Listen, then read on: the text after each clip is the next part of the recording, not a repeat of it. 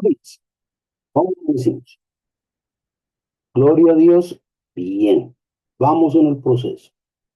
Queridos amigos y amigas, continuamos con el estudio que hemos venido haciendo del texto de Isaías, del profeta Isaías, considerado, decíamos, la introducción, uno de los profetas mayores, uno de los profetas con una visión muy clara, muy contundente de lo que es la realidad del pueblo de Dios, cómo se ha ido modificando dentro del mismo círculo vicioso del pecado, el perdón, la redención, la santidad y de nuevo al pecado.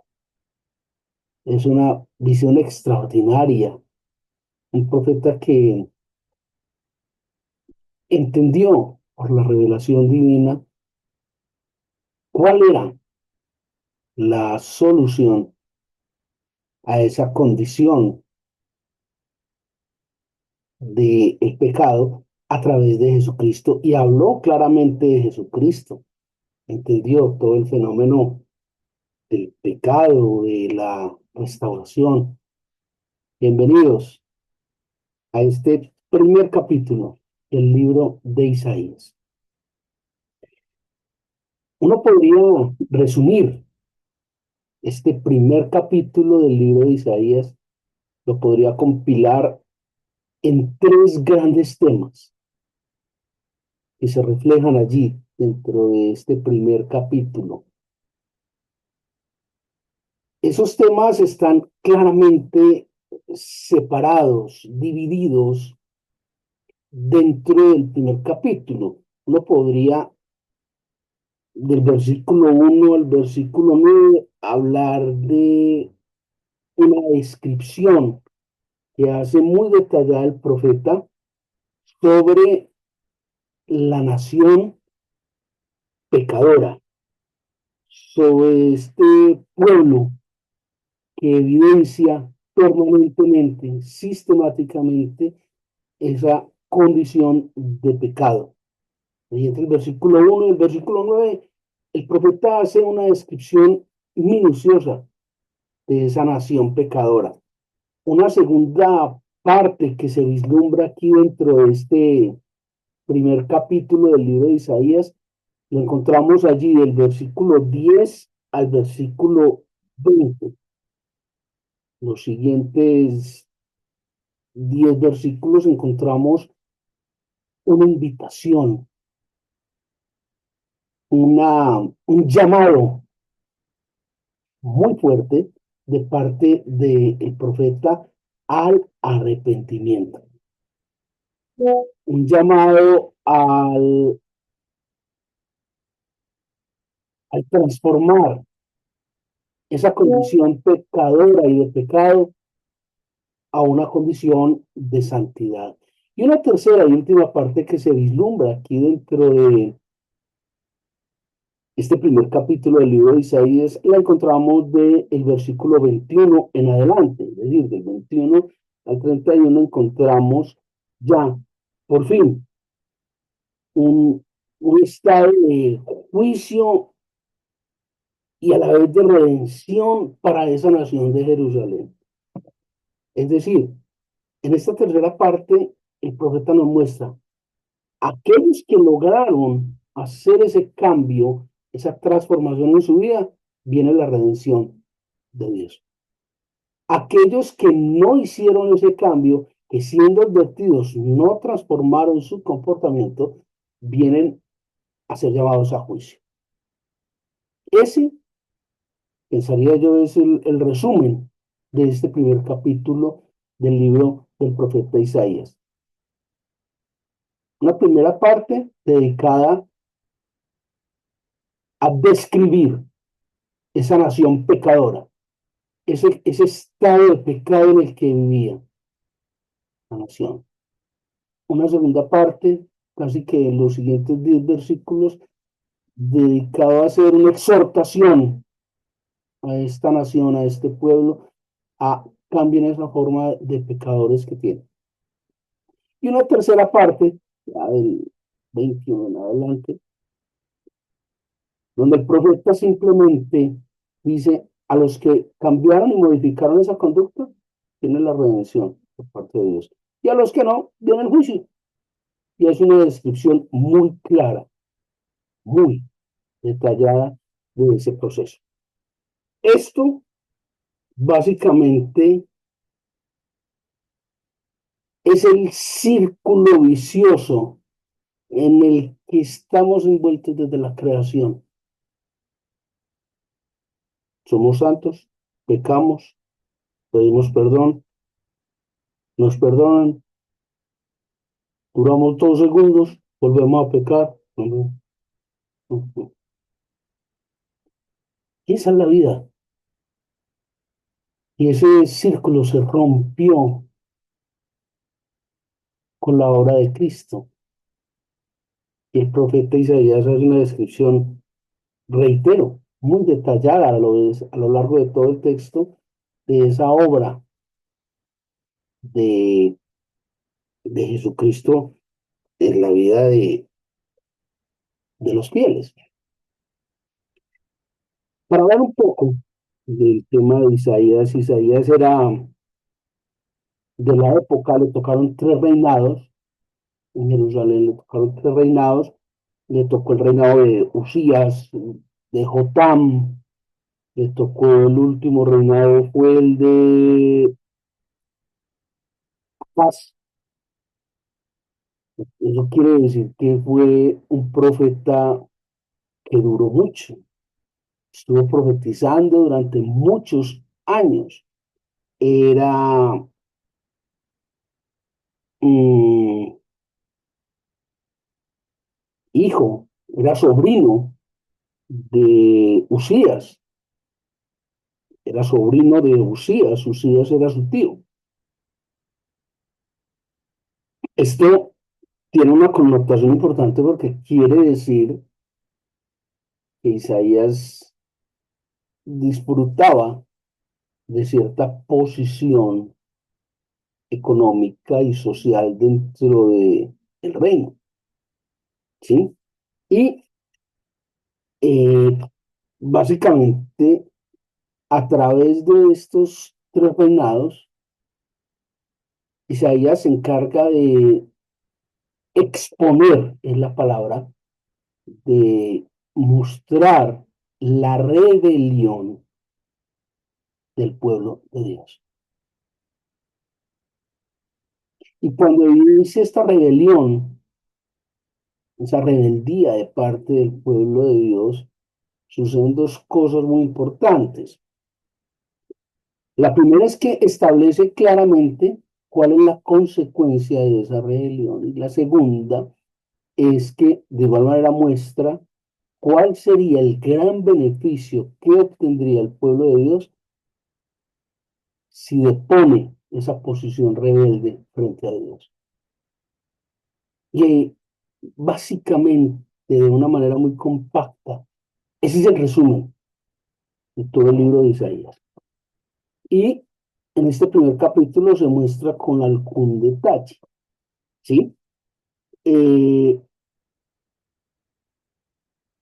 Hay una condición que exalta el profeta en este primer capítulo y lo dice muy claramente, lo establece muy claramente, dice, el pueblo no tiene conocimiento, el pueblo no conoce a Dios.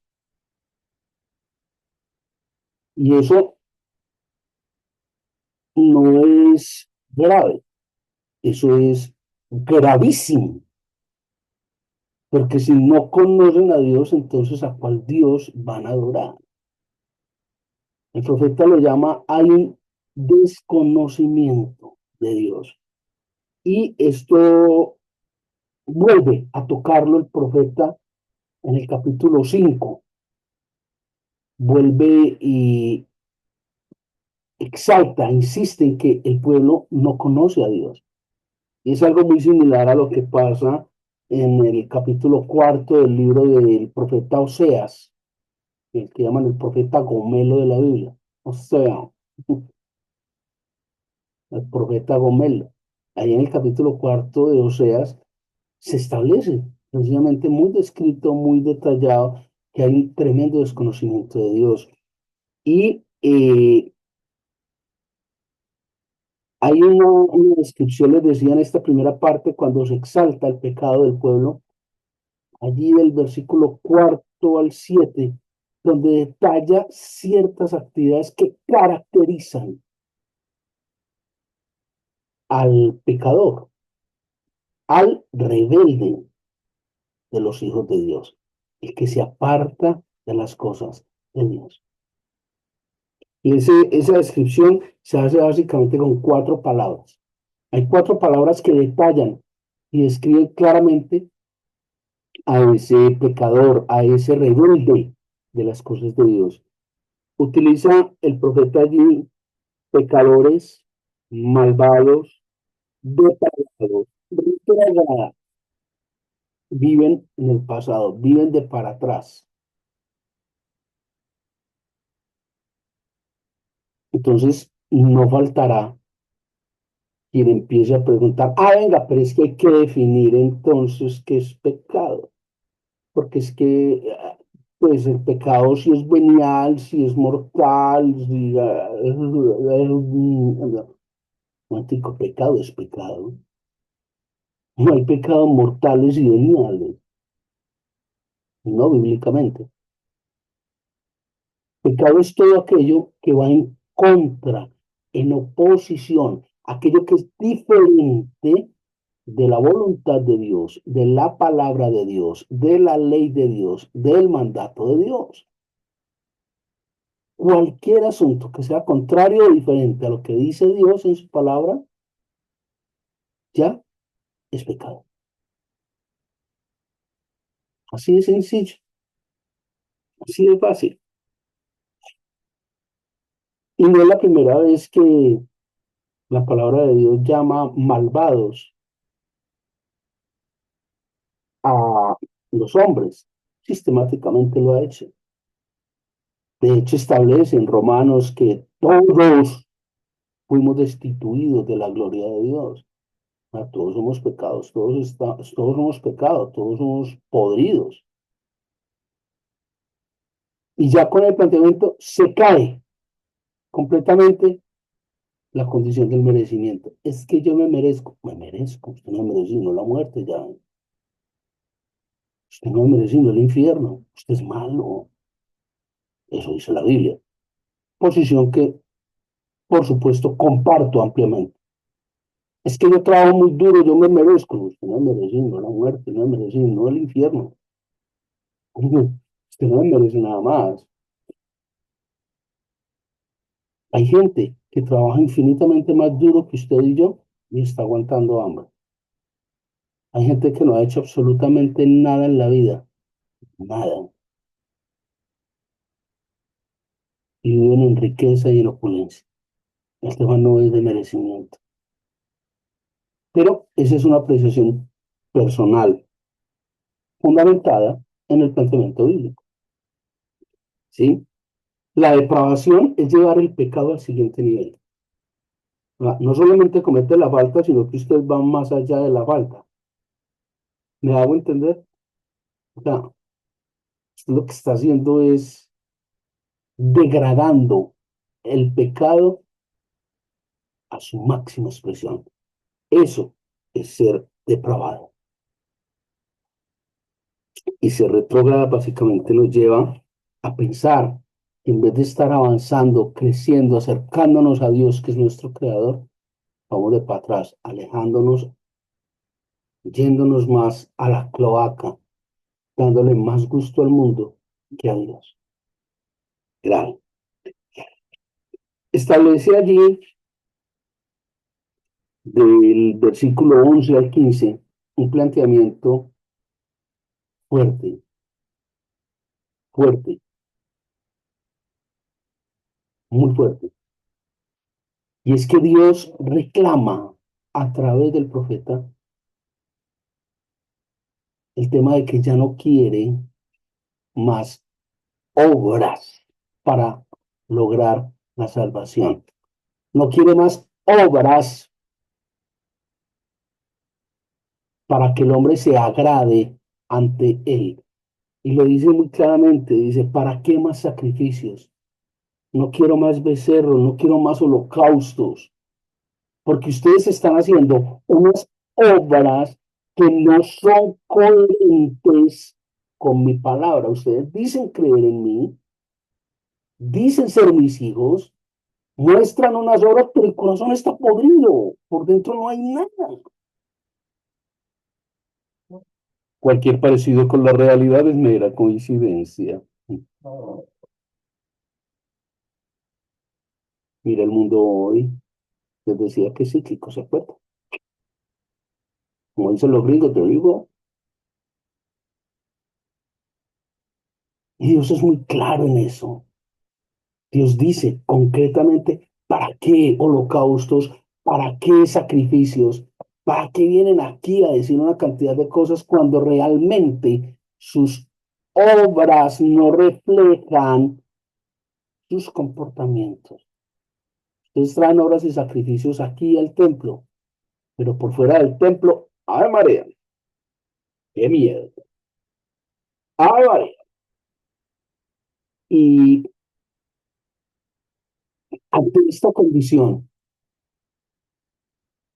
de pecado, de maldad, de depravación, de retrogradez, ante esta condición de solo obras y no cambio de fondo, no ruptura de esa rebeldía contra Dios, ante ese estado que si uno lee y se queda ahí, uno dice, no, pues entonces, pues aquí no hay nada que hacer, pues, igual, no sé, me va a tirar al metro, una cosa así, o sea, pues, eso es lo peor que hay.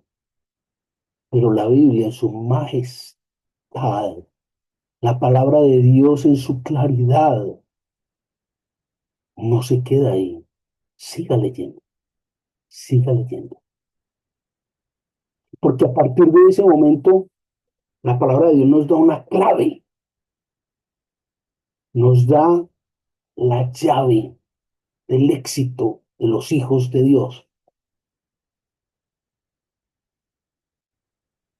Y esa clave, ese éxito, esa llave de la maravilla, gloria de Dios, está claramente escrita allí en el capítulo 1 de Isaías. Y lo encontramos del versículo 14, 15 en adelante. Y es una cosa extraordinaria, les digo sinceramente. Nos da una clave supremamente simple, sencilla. Por desgracia, simple y sencilla no quiere decir fácil. Bueno, en ninguna parte de la Biblia dice que va a ser fácil. Eso sí, en ninguna parte dice eso. Pero sí simple. Les voy a leer los 8 puntos que conforman esta clave, esta llave del éxito de los hijos de Dios. Y no estoy hablando de su mejor vida ahora. No estoy hablando de traerme los diezmos con la alfolí.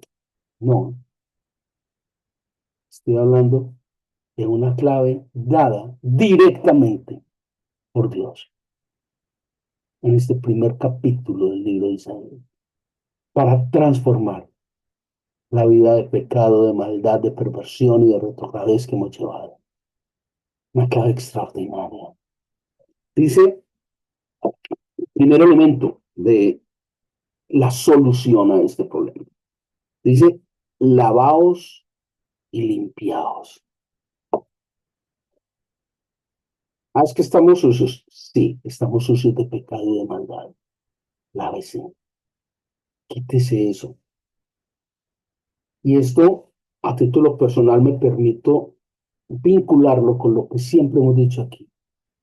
Vigile celosamente que entra en su cabeza, que entra en sus oídos, que entra en sus ojos. Vigile su proceso de sinapsis. ¿Qué está pensando? ¿Qué está imaginando? ¿Qué está viendo? ¿Qué está oyendo? Lávese de todo eso, saque toda esa suciedad, quite todo ese mugre de su vida. Número dos, quitad la iniquidad.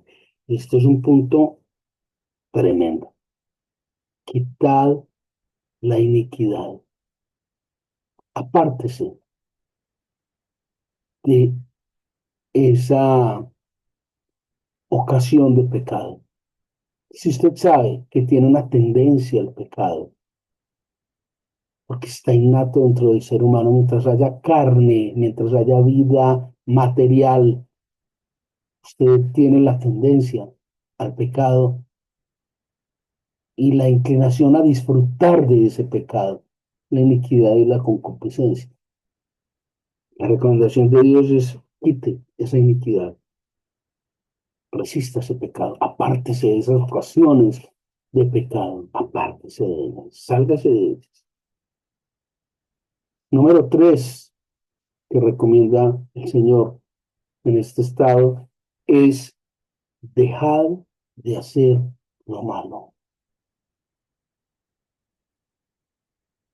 dejar de hacer lo malo. Ah, pero es que yo no soy malo, yo no le robo a nadie, yo no mato a nadie, yo soy bueno. A ver, afortunadamente, afortunadamente tenemos el Espíritu Santo. Uno sabe, usted sabe, y yo sé, cuando uno está haciendo algo mal hecho, usted sabe, usted sabe cuando está haciendo algo mal o malo. Hay un problema, y un problema grave. Y es que particularmente los latinos, en especial los antioqueños, pensamos que podemos hacer lo malo y lograr éxito. Un pensamiento tan estúpido. O sea, a todos los narcotraficantes los cogen, menos a mí, porque es que yo sí sé. A todos los infieles, hombres y mujeres, los atrapan, menos a mí, porque es que uno tiene que saber hacer las cosas. A todos los que les llega una fotomulta, decían, no, pero es que pues la idea es que no. Es más, los motociclistas es muy divertido porque uno los ve poniendo la mano atrás en la placa y es que para que no lo lean. Usted sabe que está haciendo algo malo, usted sabe. Y pensamos que nadie se va a dar cuenta. Pensamos que nada va a pasar. Y la recomendación bíblica de parte de Dios es muy clara. Dejad de hacer lo malo. No pensemos que vamos a obtener cosa alguna. Eso no va a pasar. No a los ojos de Dios. Número cuatro, aprender a hacer el bien. Aquí el tema es muy delicado, porque implícitamente lo que nos está diciendo es, deje de hacer lo malo, porque es que usted no sabe hacer el bien. Entonces, junta estos dos elementos y dice, aprenda, aprenda a hacer lo bueno, aprender a hacer el bien. No es el bien según su concepto, su criterio. No es que yo pensé que estaba haciendo las cosas bien. Si ves que uno por hacer bien hace lo malo, por hacer bonito hace feo, como me decía alguien por aquí en estos días. Es que uno por hacer bonito hace feo, porque estás haciendo lo que consideras vos que está bien hecho. ¿Qué tal si en vez de considerar vos lo que está bien hecho, consideras lo que según el Espíritu Santo y la palabra de Dios está bien hecho? Ah, ahora sí, ¿no? Ah, pero es que eso implica leer la Biblia. Pues, adivine. Como dicen los gringos, obviously, obviously. No.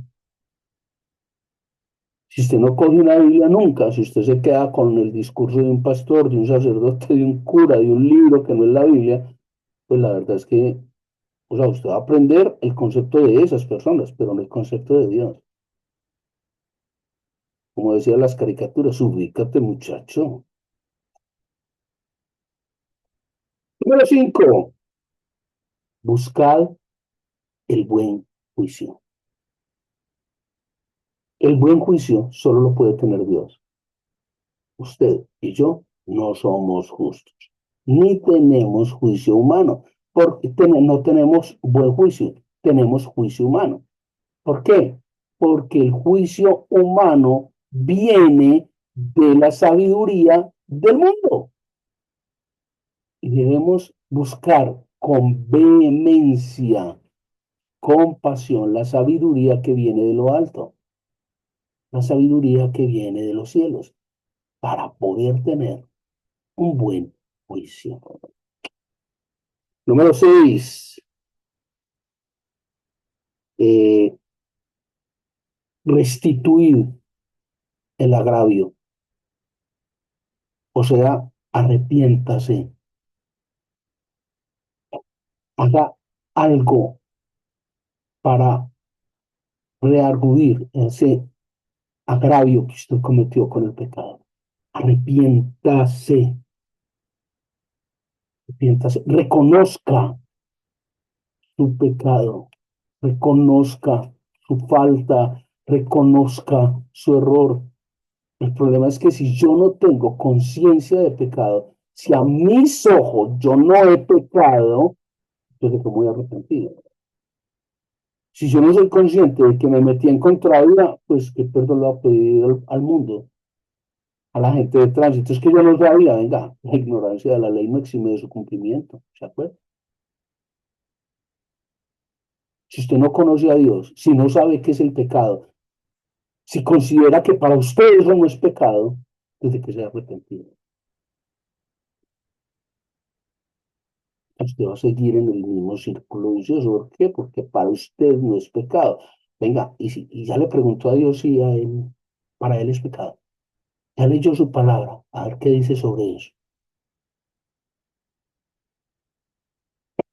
Listo. Número 7, hacer justicia al huérfano.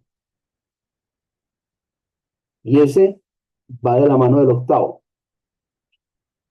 Hacer justicia al huérfano y amparar a las viudas. Ah, pero es que yo no conozco ningún huérfano, pues y tampoco conozco viudas, entonces, pues,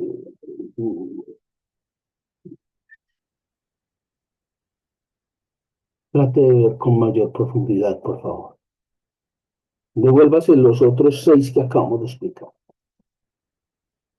Básicamente es ayuda al desamparado y no oprima, ni explote, ni se aproveche del que tiene una condición desfavorable inferior. Y no estoy hablando de política, no estoy hablando del presidente de Colombia, no estoy hablando de él. A que le caiga el guante que se lo Petro. Eh, no se aproveche el que está en un momento de dificultad. La Biblia le dice muy claramente, apiádese de ellos, apiádese. Y aquí la idea de negociante es en cuanto logro tumbar al otro, en cuanto logro sacar un mayor provecho para mí a costa o a costilla del otro. En serio, en serio. ¿Cuántas veces lo hemos hecho? Ni que hablar de los directivos, de las personas que tienen algún poder. ¿Mm? Realmente es delicado el tema. Realmente es un tema pesado, es un tema difícil. Piensen en eso. Es algo que nos agobia en nuestra cultura, en nuestra sociedad, y es el aprovecharnos de la situación para sacar provecho de ella. Hay un punto que es muy importante, muy relevante, y es la invitación que nos hace el profeta de estar a cuentas con Dios, de estar a cuentas con Dios, de poder estar totalmente a, a justas cuentas con Dios, es decir, a tener claridad, de reconocer nuestro error, de pedir perdón y de acercarnos a Dios de la mejor manera. Eso es algo que sistemáticamente nos pide el profeta a través de este primer capítulo. Tremendo.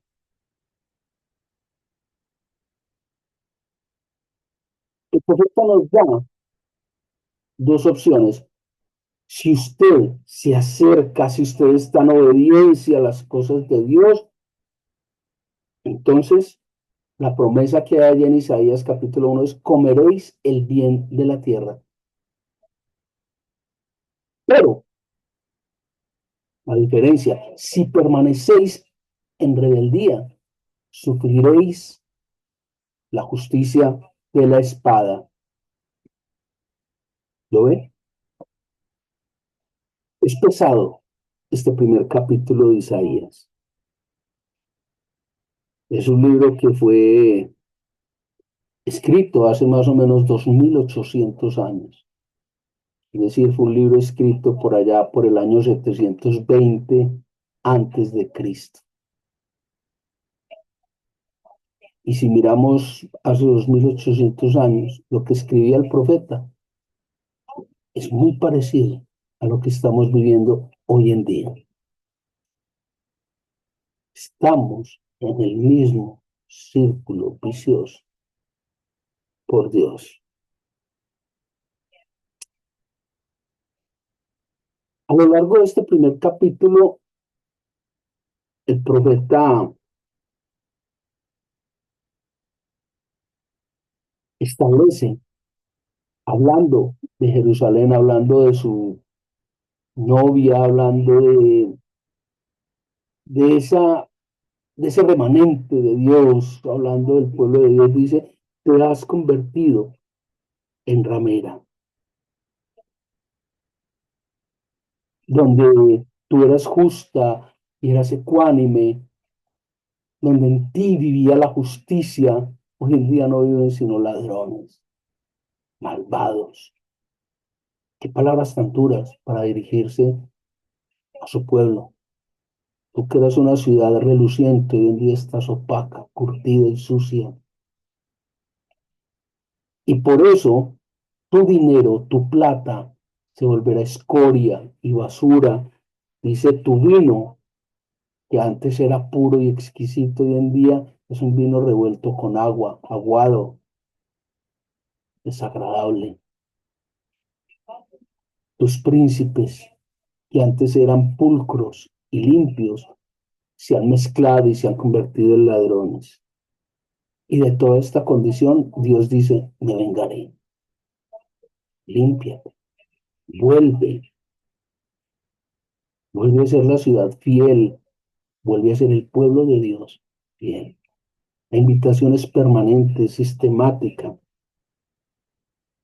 Básicamente, mis muy queridos y muy queridas, esto es el resumen del capítulo 1 del libro del profeta Isaías. Les invito, léanlo. Y una vez más, cualquier parecido con la situación actual y la realidad no es mera coincidencia. Escrito está. Que el Señor los guarde. Chao.